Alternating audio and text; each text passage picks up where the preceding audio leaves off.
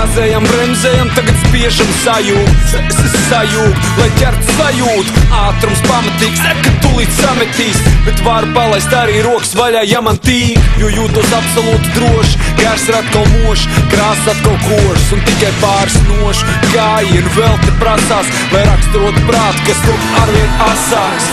Ticu sev un tev arī tā kā astronaut, kaut priekšā nezinām krastu daudz, un jau mirkli nav redzams caur stiklu. Nieki, mēs šīgli varam ieslēgt miglniekus, bet tikpat labi varam arī iet kājām.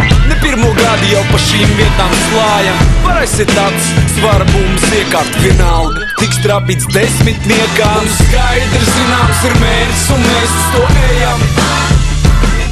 Mūsu soļi izšķeksta peļķis, kas gadās pa ceļam.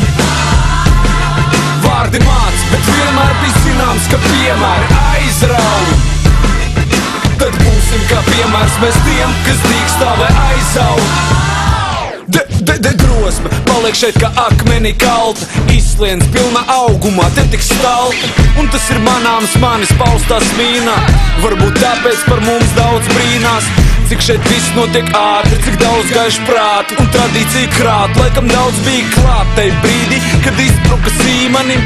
Celsim augstāk nevis rokas, bet līmeni. Lai no šiem vārdu pilieniem ir darba jūra, lai tie ir kā pamats, lai kā armatūra. Tur mūs viss kopā un tur cieši, lai pārliecību vieš un mēs varam teikt bieži. Mums skaidrs zināms ir mērķis un mēs uz to ejam. Mūsu soļi izšķeksta peļķis, kas gadās pa ceļam. Vārdi māc, bet vienmēr bija zināms, ka piemēri aizrauj.